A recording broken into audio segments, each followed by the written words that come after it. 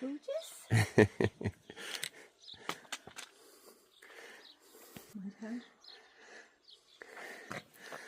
Hello. Bridge, river. Nice. Come on, Camino.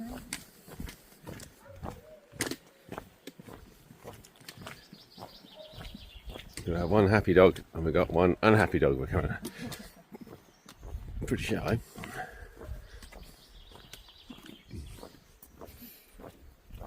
Oh, this must be the one that runs in the fish farm. It's about this flow of water that's...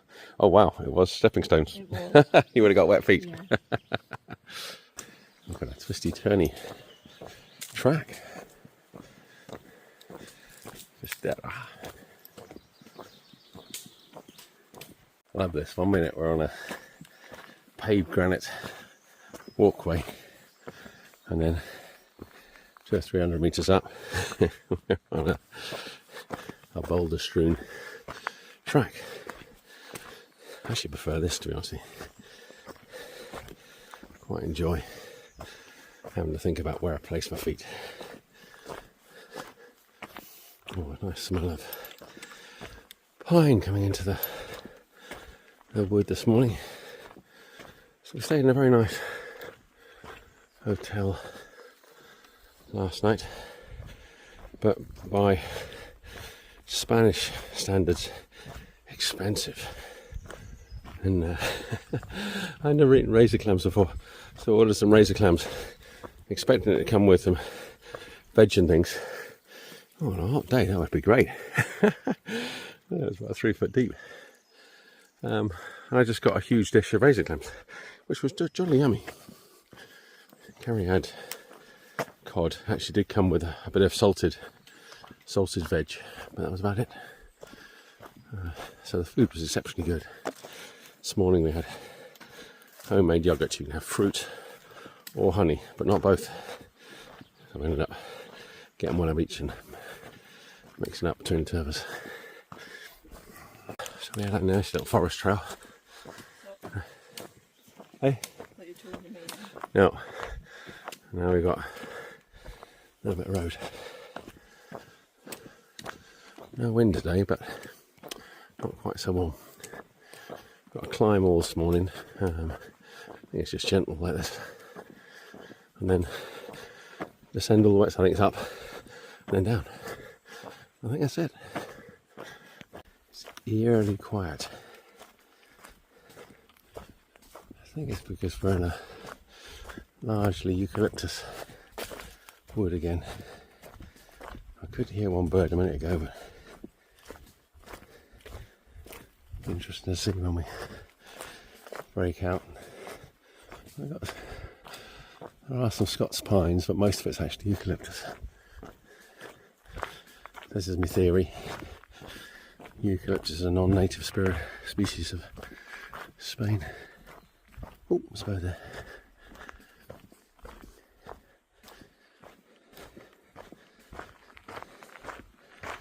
Heightens your level of awareness.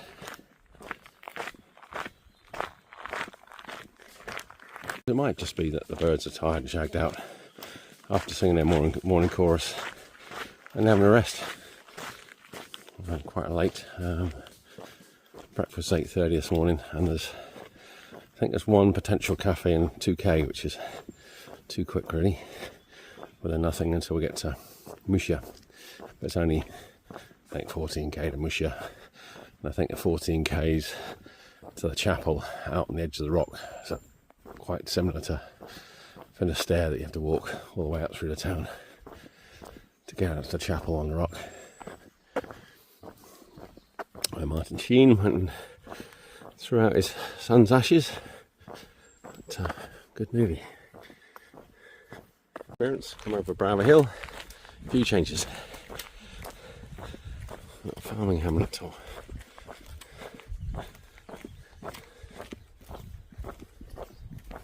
yeah, there we go. The canopy is alive with birds again. We're in a Scots pine stand. Just went past a building a site where they're putting in a new dairy enterprise.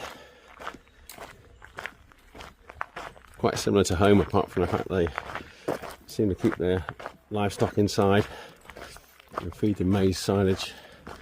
And then they have these little tiny fiberglass arcs, a bit like you saw on Clarkson's farm with his pigs for the calves, which I'm sure works great. Wouldn't work in the UK, it's too cold and damp. A bit sticky today. It's just moving, but only just. And it'll come out through that. It's just a nice little gentle climb, but with no wind. Yesterday we had quite a strong breeze, but we're just starting to pick one up now, which is nice.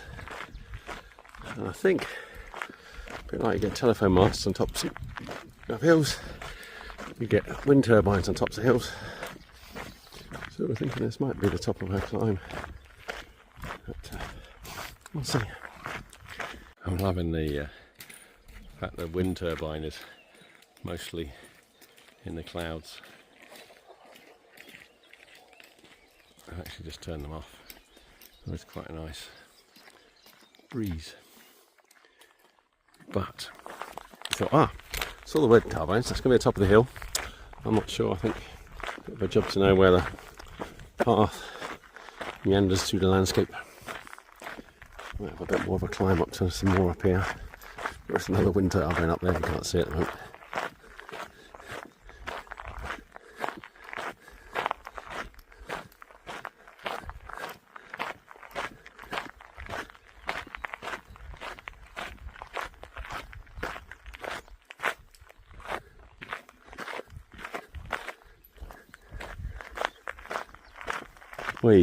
Most people walk from Fisterra to Muxia in a day, which is, I think, it's a little bit short of 30k. But we wanted to make life easy for ourselves, so we split it in two. Lires, probably not pronounced that way, it's the only place you could stay last night. There was a cool bed and breakfast in the hotel we stayed at, was nice, but I'll stay there again. I might try the B&B. There's no pubs or bars or supermarkets.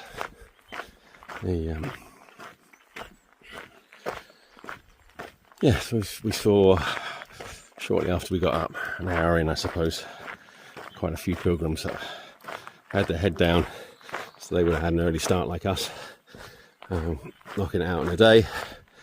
But, and now we're getting a few others like us that I guess are probably interested in doing half a day.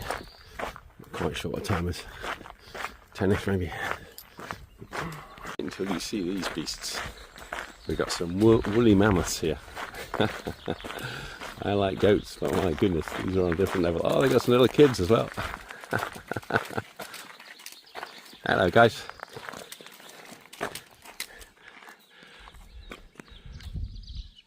In behind Mama, two little ones. See a little head poking out.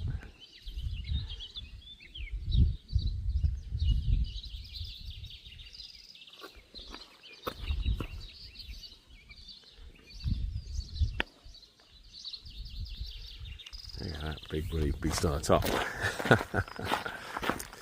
Three billy goats gruff. Not to be argued with. Stood at the top of the hill. Hello, you're a grand looking beast. These pilgrims.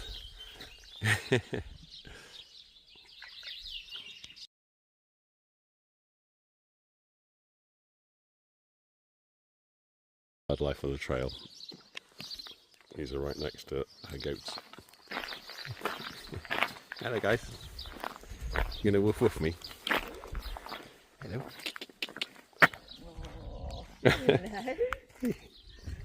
Yeah. Okay. Hey, hey, little waggy tail. Little waggy tail. Hey, yes, sweetie. Oh, lots of ticks. Lots of ticks. Yeah, sweetie. Hey, yeah. That's a typical size flock of sheep in Galicia from what we've seen so far.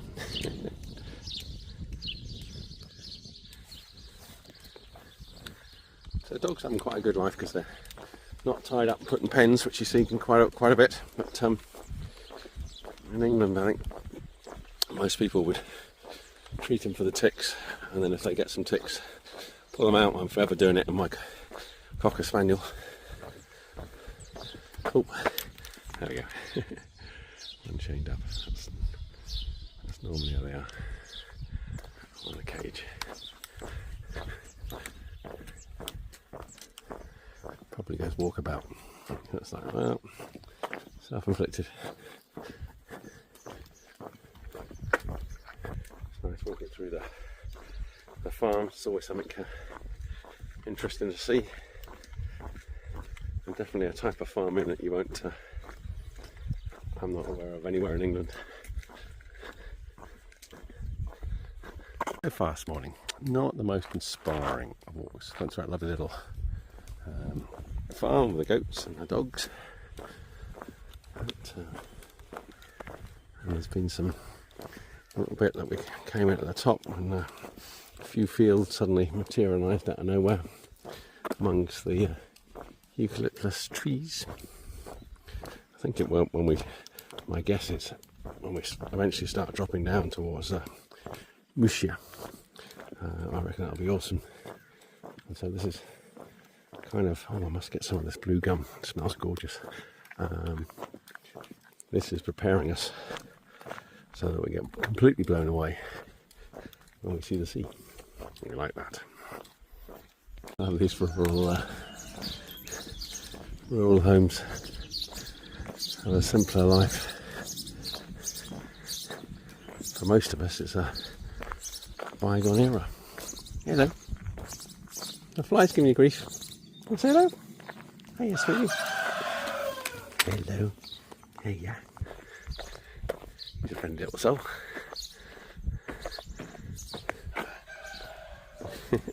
Always be a cockerel. Even Kerry got cheesed off with a cockerel this morning. She said every 8 seconds it was calling. She actually went and timed it. You don't see any livestock in the field, we got a load of horses. What you do see an awful lot of is older folk out working their gardens, veggie gardens, which are usually absolutely immaculate. Look at that place up there. And the lovely sound of water you can hear. It's coming down a little stream.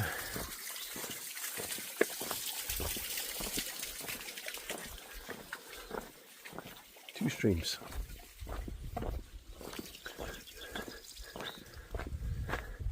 Wind turbines aren't doing much. There's a little bit of a breeze. I think I've turned them off. Actually, definitely the one. Oh, a little flock of sheep. I was thinking, I'm sure I mentioned it way back earlier, that there's a really good video. I reckon it might be on YouTube. I can't remember what it's called. But there's a guy that works Hartland Point, so the National Trust land in North Devon. And I think it's from like 3 generations, maybe even more. And he's a sheep farmer. And so I think his grandfather, it used to be him and 2 farm hands, and it was a sole income for those 3 families, was the sheep he ran. And I think, if I remember right, it was about 500 ewes, something like that. Now he's running 1,000 ewes. I mean, we've just gone past a couple of farms, or maybe 12. Yeah, so about 1,000 ewes. It's just him. And the only way he can do it is because he's got these 5 sheepdogs that are just incredible. He rocks up with his quad bike and the sheepdogs head off, and then with the wind and the train and stuff, he actually can't give them commands. They know what he wants them to do, and so they whiz out as a team of 5, bring the sheep in for him. But even with 1,000 ewes, he can't make an income, and so his wife runs a bed and breakfast. And so between him running 1,000 had a use by himself, and I had an orchard. Yeah, I've not seen very many apples. I've seen a few lemons, not that many. Oh, they're good healthy beasts. And the cockerels, meat rather than eggs.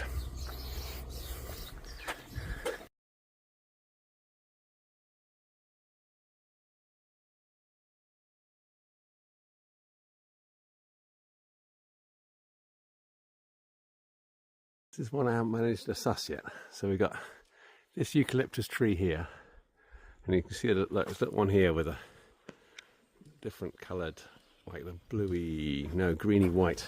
I got them over here as well. So that's definitely blue gum. That's a better example over there. Eucalyptus has a beautiful fragrance from its leaves. These ones have just the barest essence of eucalyptus from them, so it's actually a different variety of eucalyptus, but I haven't quite sussed out what it is yet. And the leaves are different, you know, you got these long pencil shaped leaves as opposed to the fatter ones. I suppose it's just possible that maybe when in its juvenile form the leaves in the trees different. It's a bit like I saw a post the other day on one of David Attenborough's fan groups, and it was a weird thing. It's like, how have I not noticed this before? But the leaves on the bottom of a holly tree are really spiky, and the leaves towards the top of a holly tree are smooth, and it's because the deer will graze on the leaves lower down, so the holly trees made them spiky to discourage the deer from eating them. But higher up, it's not a problem. We haven't got giraffes, and so it doesn't need spiky leaves at the top. So I never noticed that before. And then we saw a holly tree at Hoka Hero, and we just came into Galicia, and sure enough, spiky leaves at the bottom, smooth leaves at the top. It's like, whoa! And I never noticed that before. It's really weird. Oh, there we go. Eucalyptus grove there. I was just thinking, oh, I'm back into pines. I was just trying to Google different types of eucalyptus tree used in northern Spain. I found a really good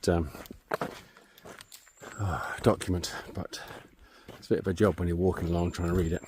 I did ascertain the 700 species of eucalyptus, so quite a lot.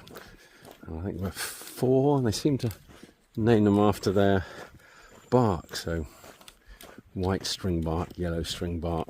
There was another couple of others. Look at the lichen growing up here. Super dead trees, I think. But lichen's loving it. So lichen's actually 2 organisms that live in harmony together. So it's I always forget. So it's like in the sea. It's a come on, John, brain and gear. Get up. It's so 2 symbiotic organisms, an algae and a fungus. So one of them provides the structure of the lichen, the other one extracts the nutrients from the air. There we go. So we've done our second set of wind turbines, but luckily didn't actually sort of drop down. We've just been bimbling along, up and down. And actually, because we're in the mist, it's got a bit cooler. It's quite nice.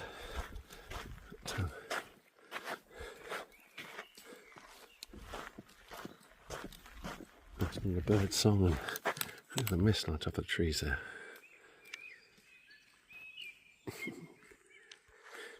Unlike the other day where we like walking along in a shower or in a spa, one of those. Today it's actually really dry. Just a nice cooling effect. The view of the sea might be eluding us until a little bit later. But it'll come. Yes, look at that. So the fungus is providing the structure and the algae is extracting the food from the air. Isn't it incredible? All these different types.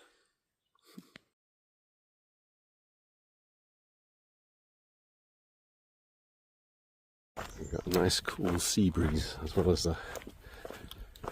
the clouds. Giving us a lovely cool environment. It was sticky, really sticky. Of course, a guy went past on a mountain bike a minute ago going uphill, absolutely flying. Really nice electric mountain bike. God, the speed he's going uphill, just astounding. I'm quite liking this mist. I can remember a long time ago I was looking up the difference between mist and fog. It's an aviation term, so I think fog is less than 1,000 metres a kilometre visibility. And then, well, so actually mist and fog are the same thing, unless you're a pilot. Definitely, as far as pilots concerned, we've got fog.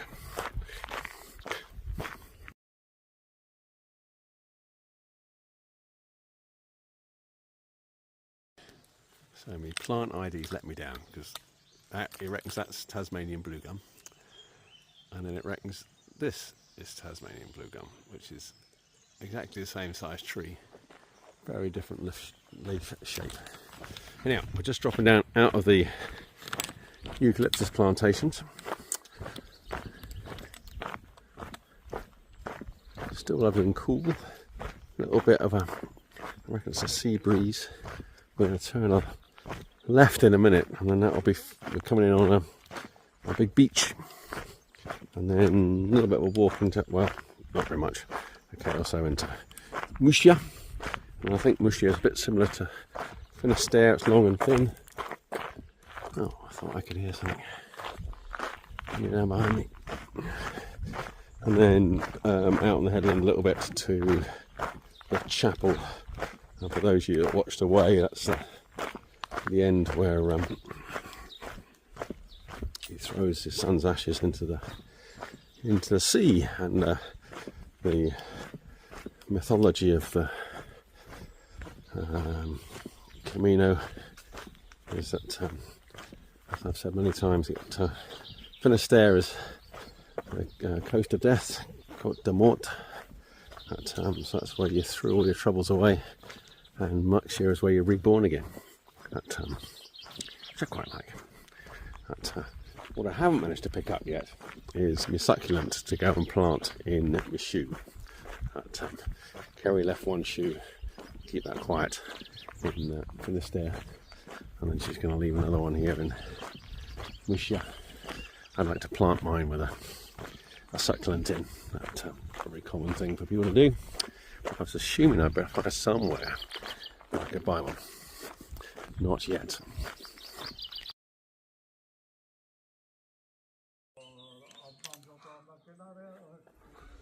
Just what I was doing by reading up about eucalyptus trees, trying to suss out the two varieties that I can distinguish. I was reading that in Spain they've been promoting farmers planting up eucalyptus forests, as the young people leave the land and the old people get too old to manage the land. That it's an excellent way of providing an economy for the area. Apparently enriches the soils, so eucalyptus trees don't go and degrade the soils. They were saying that you get a bigger diversity of plants underneath a eucalyptus wood than you do a native broadleaf one. Although we've noticed that the bird song's way less, and then uses considerably less water than other species of commercial woodland. There's lots of advantages. And Spain, it's primarily the northern Spain we've been walking across, and then there's a little bit in southern Spain and down next to Portugal, sort of above Gibraltar, where they've been planting it. We're coming down to the beach. At some point it will materialise. Sometimes it almost feels like you're going to step on these places before you see it. Whether that's going to be the case today, we'll find out. So we've got a little road section out at the beach. Almost like it looks like bunny footsteps, except they're too uniform, too regular. I thought we were walking on the, well, we are walking on the road, but they're giving us a big wide pavement for us to, the roads aren't very busy. So that's cool. Nice, I can see the sea and a very fancy hotel. Kerry said, I saw it ages back there. I was like, oh, didn't clock it. Look at that for a beach. And weirdly, not going to go for a swim there because there's loads of others. Just the other side. So we're on a little bit of land here. So Muxia harbour, Muxia, is on that side. I think in a cave we'll come out on the other side and we'll walk out to the chapel first and then I'll have a swim. So I got the blue gum eucalyptus, which smells so sweet it's untrue, and I picked some wild fennel. So we got a fantastic, lovely smells. I would say I can't really particularly smell the sea. So I get that ozone later, but it's too flat here. But it is gorgeous.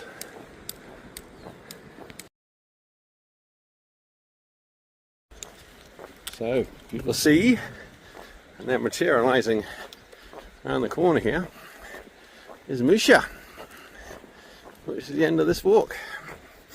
With this lovely walk along the coast. There's the beautiful wild flowers.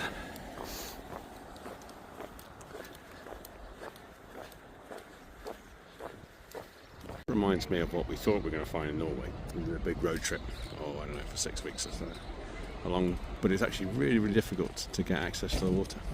And then, there you go. Typical Spanish. I drive to buildings, let you know where you are. We had a great time in Norway. Went and did the Valley of the Trolls, and I did a week whitewater kayaking on the Sjøa, and the girls went and did some whitewater rafting on the Sjøa. Huge volume river. We went to Lillehammer and saw the ski jump and bits and pieces. But yeah, I think on the southwest corner you can get all those sort of houses and you can get access to the water. But definitely we came in by Oslo. Oslo's amazing. I mean, the water's absolutely crystal, like gin clear. We did the fjords and we left by Bergen, which is also gin clear, at wettest city in Europe. It really is. But here we go, we're in Muxia. Making our way, oh, it's husky. Well, a route there and a route back through the town. We're having a slightly less inspiring. Hearing the seagulls? We only just heard the seagulls when we got to C. C-double-E. And all the rest of the time on the Camino, no seagulls. Lots and lots of storks. Thank you. That's what I wanted. Some squawky seagulls. Yes, there's a path here, and there's another one on the way back in a minute over there, which I think is on the main street with the harbour and the beaches and bits and pieces. What you could call a stony garden. There's a garden in there somewhere. Left, Kerry. We come back that way. Inspiring view on these lovely stone walls. Quite an incredible amount of work, isn't it, going into making those. Oh,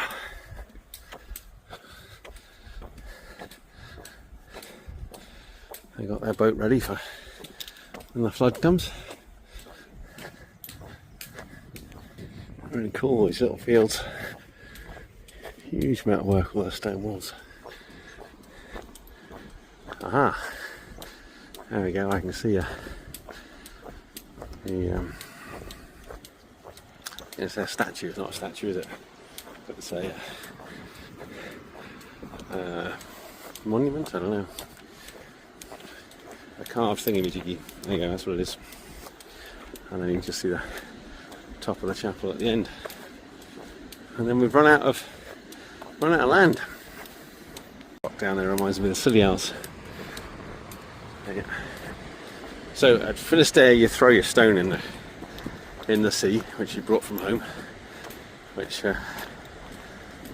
marks the end. You've got the Cross to Pharaoh, which also is a place where you go and place your rock you brought from home. And then Muxia, I've decided that we're going to start a new trend, which is called throw your rucksack into the sea. There we go. The throb of the motorbike in the background. Muxia.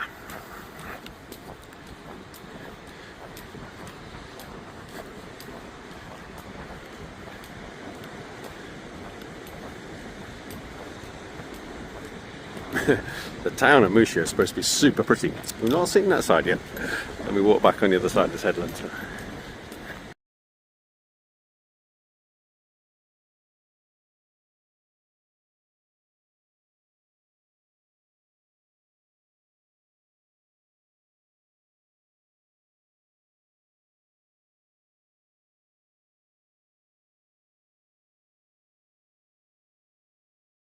Out. But it's pretty cool if I can get my camera to. Can it cope? Not really. Yeah, it wants to go on. The sailing ships. Well, you have to take my word for it. A sailing ship hanging down from several of them. 1, 2, 3, 4. At least 4 or 5. There's a World War II one there as well. It's cool.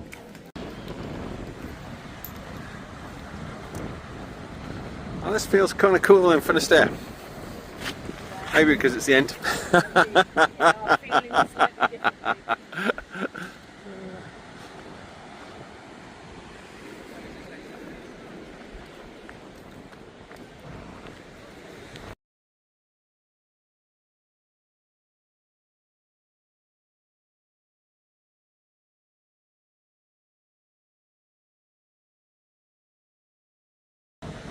Nice place.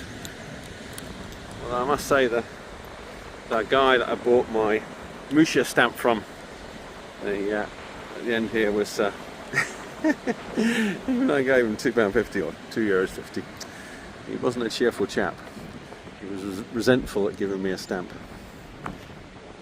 And there's some loos here that they're not quite the worst loos I've been to, but only by one. Gosh, it was the one on the main road. Gosh, both the women's and the men's. Generally speaking, the toilets in Spain are brilliant. They weren't dire, but in comparison to the other places we've been to. There we go. What's your deep thought when you get to Muxia? We talk about toilets. And the cathedral is closed. Well, church, chapel. But that was disappointing. We'll have to find out if it opens tomorrow because it looks really cool. Muxia and Fisterra and Santiago by coach. Of course, we're catching a coach out tomorrow and the day after. Tell you what was nice there. We had one guy that we bought a stamp from that was selling some bits of jewellery and leather, wrist things, and what have you. Another shop that was a little tiny one that was selling some lace. I think that might have been it. And it looked like on a better day there were a couple of other stalls, but surprisingly short of tatty tourist shops. So I like that. That was good.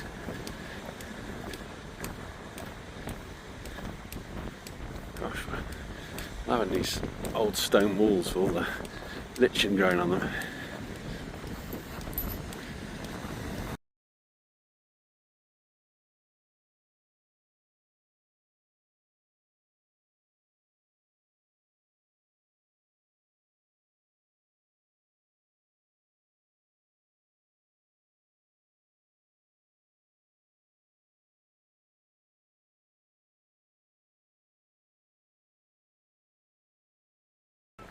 Haven't been for a swim yet, but cracking beach.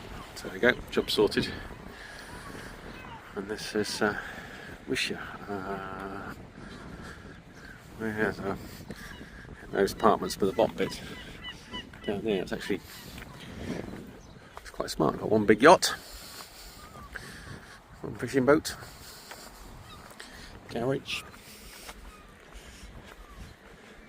Haven't been there very long, but I'd say it's not got quite as nice a vibe as Fisterra. But it's quite cool.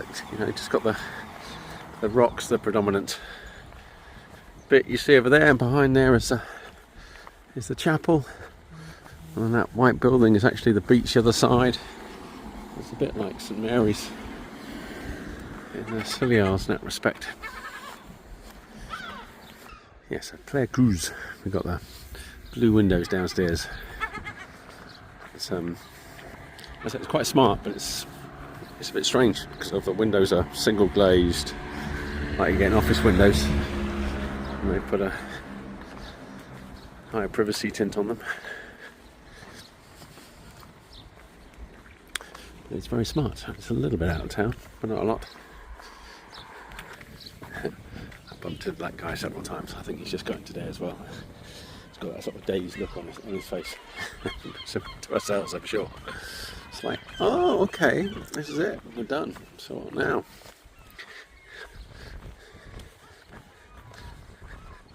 Bumped into James from Australia, and one of those magic cafes that we weren't expecting to pop up anywhere. Had a coffee and a notebook on gas. Actually got to the point now where I fancy a beer and I buy a little beer and then I taste it and I went, actually no, I just prefer sparkling water. But I haven't had a chocolate bar for 6 weeks probably, maybe longer. No, and I've just eaten 2 Snicker bars. 2. Relatively small the Snicker bar goes, but still 2 Snicker bars. And I've forgotten to get the washing powder. Well, not quite sure what that's telling me. PK1 plus 09. 1 kilometre, 90 metres, maybe. Be hard push for it to be a kilometre. We're going to treat ourselves and we're going to go to Santiago, go to Decathlon and buy myself a new shirt and some new shorts. The shorts I've got, I'm pleased to say Kerry's gone down to dress sizes. I reckon I'm probably down the same. So I was a 38, I reckon I must be at least a 34, maybe even smaller. They're hanging off me like a tent, the pair that I started on. So now the challenge is maintaining that. These are quite pretty. We're just wondering that we had the Russian lass that said that Muxia was a gorgeous town. We don't know if she's Russian, but if she is, my understanding is watching a sort of travel programs you do on telly is they build even more austere apartment blocks than you get in Spain, and so maybe Muxia does seem to be pretty to her. It's pretty cool. You can 100 metres from one side to the other. Oh, it's right the other side. Looks a bit wilder. When you get these, we're going to have a look at some point for drying cod. I mean, not today I should think, but in yesteryear. It's a pretty place with its stone balconies.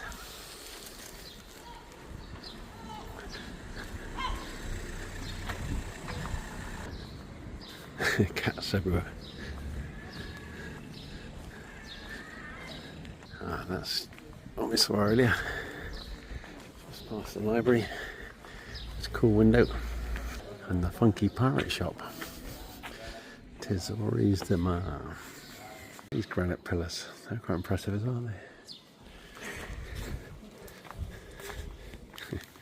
And then you down through the Modern buildings out to the harbour and a lorry. Another pretty place. We will find some pretty places in Muxia. That's my challenge. I'm doing alright. That was a library, which is quite cool, but it's closed because we're in Spain and it's lunchtime. Oh, they've chosen a new pope. That is smoking well. Climb up there a bit later on. There's a cross just at the top. A nice little chapel, which we haven't been in yet.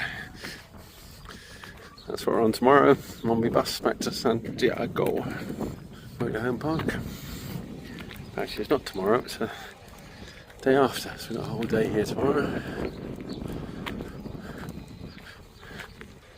Unusual even for English health and safety standards. Gone and fenced off the harbour wall. Oh, one of those cod drying racks. I can see all the rocks on the roof to stop them blowing off. Actually all around the town like that. Obviously blows here at times. Muxia Harbour. Muxia. Not very many boats.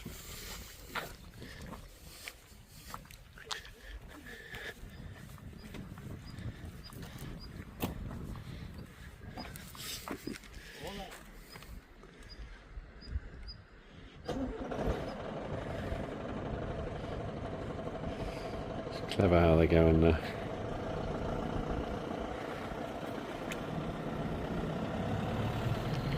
I wonder if these are for mussels. All the bits. There's some plastic on the side. There they go and put them in the dirt a lot in Brittany. And then you end up with what looks like almost a foot in diameter. Machines that go along and scrape all the mussels off. Get this in France. Yeah, it's a pretty cool boat. You can go and work on the, or walk on the working harbour side, you know, and go down bricks, and my goodness me, you're lucky if you can get 100 metres. It's all fenced off.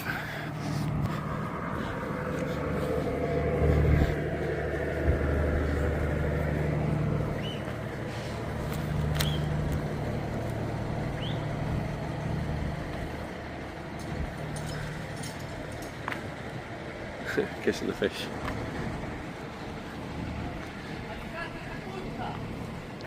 Very tiny fishing boats.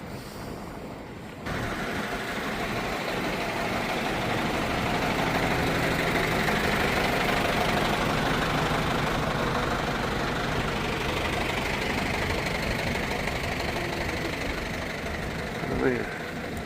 Just going to see what they are. I think they're mussels. We went to a harbour once in Brittany. There you go, yeah.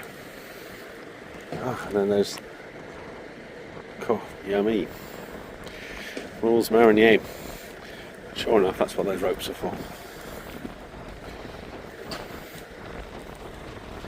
Oh, they get swept off on the top, pulling it through there. Well, I guess they fall into that cage and put into a cleaning piece, and then brought up, cleaned again, and then put in huge bags. It's a fancy piece of kit. Yeah, we went to a harbour in Brittany. So we can go up here. It's somewhat similar to this, that you know the boats were coming in to offload their catch, and the general public were right next to them when they're operating all the machines and bits and pieces, and there were some locals were buying fish from the fishing boats there and then, as soon as it touched the land, and loads of langoustines. Some langoustines fell on the ground, and the fishermen were encouraging me and the kids to eat them raw, which I was a bit apprehensive, but we tried them. Oh wow, they were great. So our apartments, over there somewhere. Oh yeah, we're dead opposite the the boat petrol station. Quite like the harbour side, it's alright. The pleasure boat side. I was a bit naughty, I was taking my Inuit sea kayak that I built at having a paddle around Brixham. And I thought, oh, let's go and explore the harbour. So went into the harbour, watching the commercial boats unloading. There was a seal there. Actually, it was a small day boat, and the skipper was fine. And then I got given some verbal abuse because you're not allowed to paddle in the harbour, which I wasn't aware of, but I wasn't politely told. Hey up, I still got to paddle around the harbour, and actually once was enough.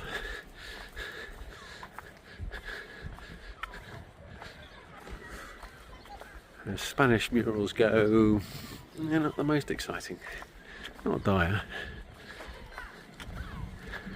Normally they're fantastic murals. That was a bit interesting.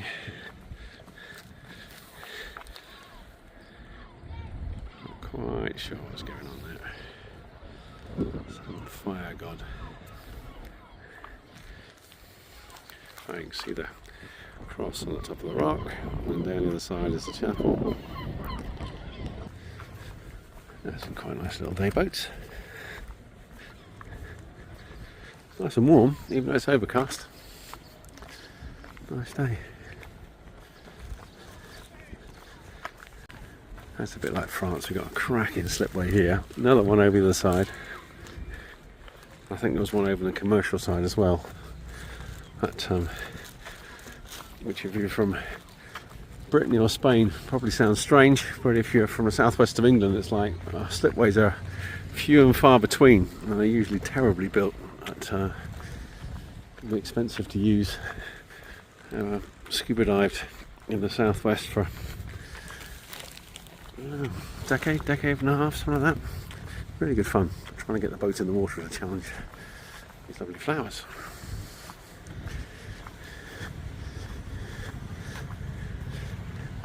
Right, that's about it. You've seen Muxia. I'll take you for a swim a little bit later on. Not in the harbour, although the harbour looks pretty cool. We'll go to the side of that wall. We have a siesta first.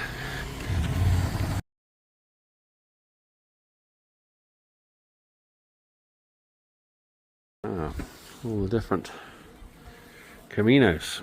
So there we go. We started Santiago, Pamplona, Pintalarena, Logroño. Apparently that was nice. We didn't see any nice in Logroño. Burgas, yeah, Castellanos, yeah, like that. From Leon's awesome. Astorga is awesome. That's like that's Slebro. That's the top when you go into Galicia. That's fantastic. And then all this walk along here, Nigeria, yeah, Sia, where we went to Sia, Lires, yeah, it was lovely. And then we missed it out. Sia went to Fisterra, and across to Muxia, which is worn out completely. There we go. Catholic Caminos. The one we fancy doing is a Portuguese one, where they go from that first section supposed to be quite boring, and then it goes across the mountain range and it gets better up to Porto. A lot of people do from Porto up to Santiago, and you can do a coastal route or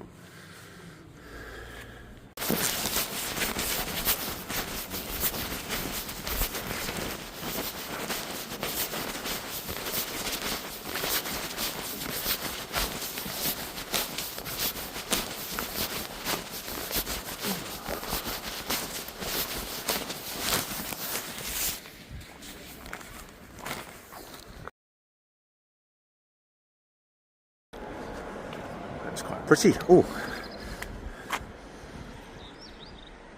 yeah, Muxia.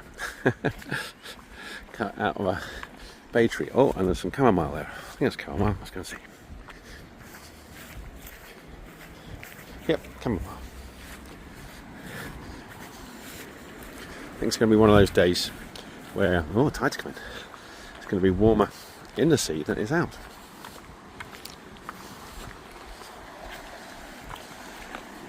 Oh, if the shower works, that'd be cool if it does. We've been missing those. And normally on every beach when we did northern Spain, and then they've usually got one for your feet as well. So one for your your body and a separate one to wash the sand off your tootsies. Oh, knees are a bit sore. Not quite sure who it was that said that the sea was good. Normally I have a swim and then come back and get my camera. Today it's going to be making my way out through the seaweed. Honest, seaweed. Seaweed's gone out there. It's warm. Right, have a dip without getting the camera wet. Oh yeah, it is lovely. Fresh. Well, lovely.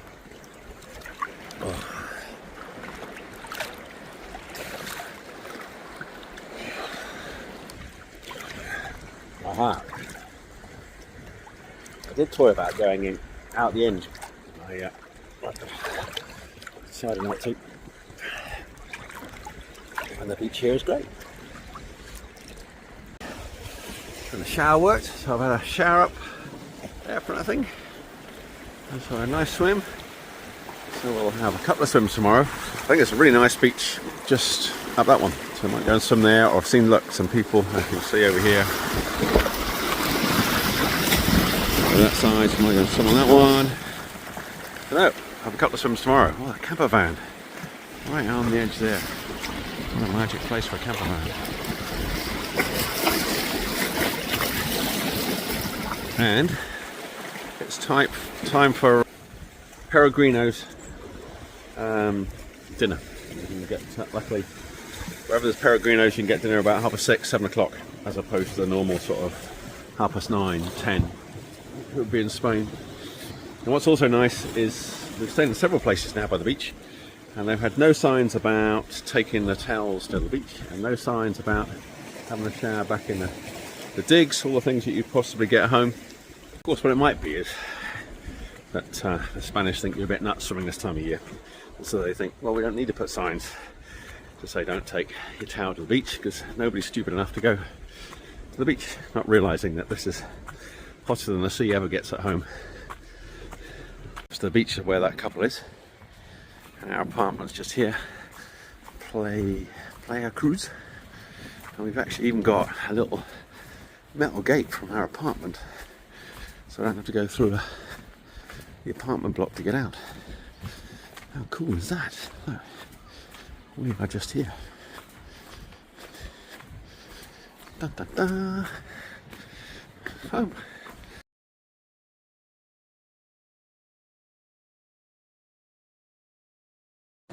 This is the stone sail. I can't remember how many times you're supposed to pass around it now.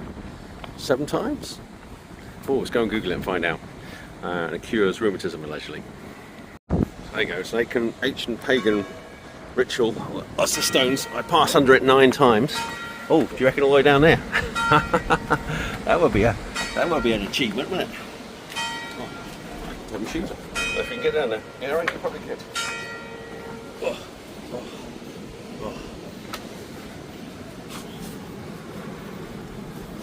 I think probably what it is if you can get through here 9 times, then actually you haven't got rheumatism anyhow. oh. There we go.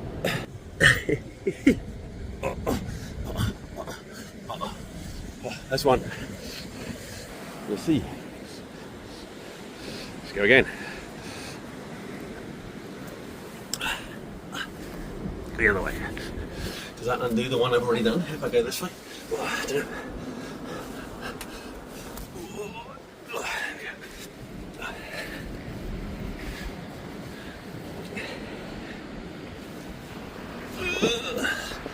Two.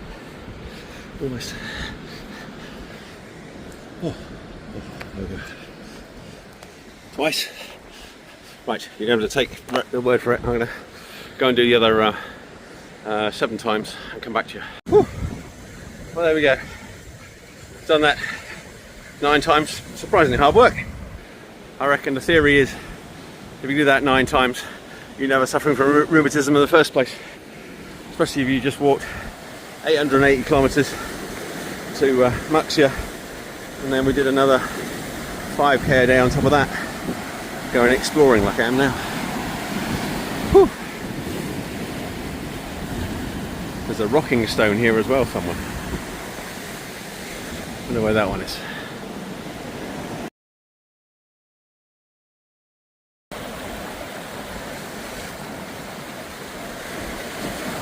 Has got a bit of a magic feel here. Actually out in Portland Bill on the end, that's pretty cool too. Whoa, it's slippy. I'm gonna find myself down in the sea.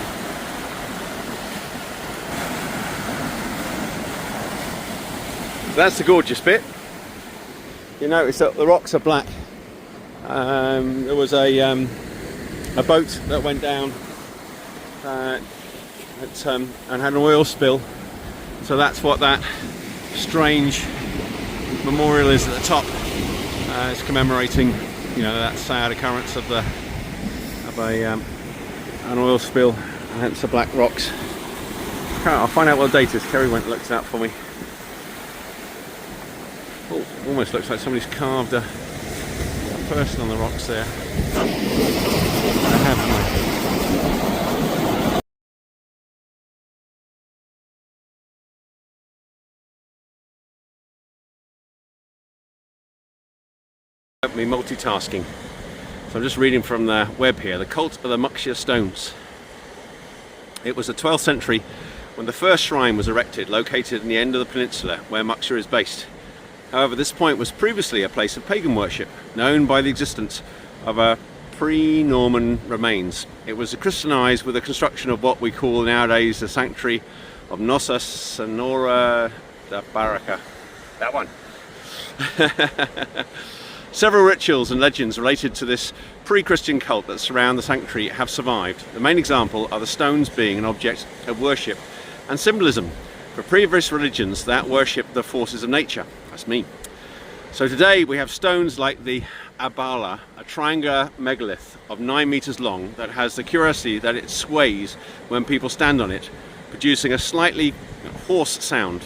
Tradition says that the movement occurs when the people who get on it are innocent of sins.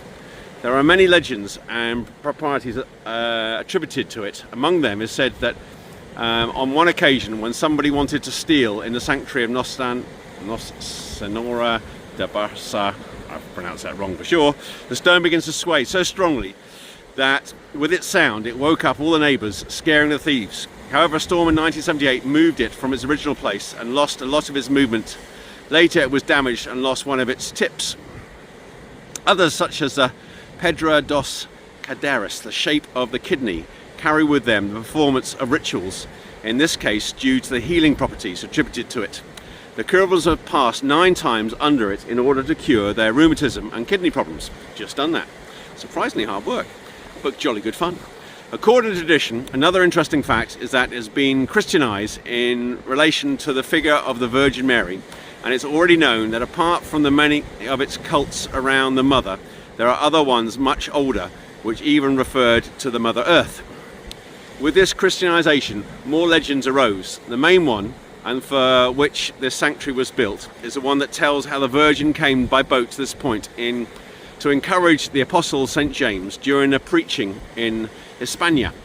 That way, the stones that surround the small temple are interpreted as different parts of her ship. The boat, Pedra da Abala, the sail, that's a bit that I went under.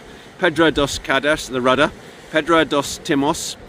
To better understand the sacrificial sacralinity of this place of worship, we provide you with the original legend. Oh, here we go. During the preaching of the apostle around... No, I'm not going to read that. It's got a pretty cool buzz to it, this place. Which you find there's, like I say, the end of Portland Bill's pretty cool. There's some places down in Cornwall, anywhere in the sea. There's an amazing little bay in Portland Bill with all the pebbles, and they make little pebble fences. That was a magic place to go for a swim. Yeah, so we'll find out what the date was for this shipwreck. 2003, 30th to 12th. Oh wow. It's now Christmas. Right, we're going to find our way back up through these stones to across the top. I think tomorrow we'll come down with a sandwich and have a sandwich, have a dinner down on those rocks because they're really quite magic. That's the magic of Muxia, is those stones as they meet the sea past the chapel. There is quite a electric atmosphere down there. Not the town. There's way pretty villages in Brittany. Not that I think in a minute when we get to the top here, the town actually has got its own little beauty. The fact that this little hill I'm climbing up actually dominates the town. I always think that if you're somewhere and you can see the hills or the mountains above the roof of the house, and you're somewhere special. Love all these old fields. Isn't that incredible? This is pretty cool. There's a reef and a chapel, and I can remember relating the disaster of the oil tanker. Got a boat in his backyard. How cool is that?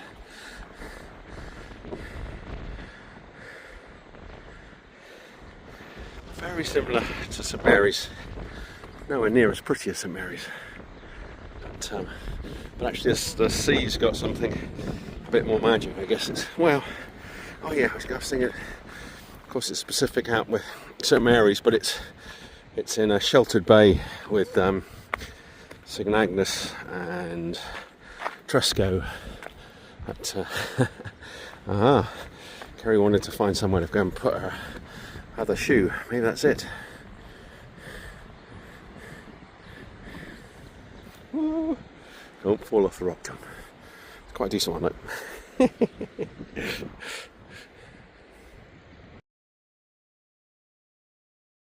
Magic. Look at this little place down here. So much trees. Another little chapel in there. You would have noticed I sneaked into the chapel on the end to get a photo inside. Went for a swim the other side of that harbour wall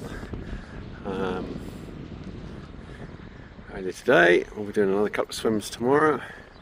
We walked in over there, that's why I can't quite see it, but the hotel's over there. Not the one we stayed in, but the one we walked past. It's a bit of a mess really. It's kind of cool. I think we might find somewhere else to put my shoe, but I've got to buy my succulent yet. Right, got to find a way down. Looks like we can get down here.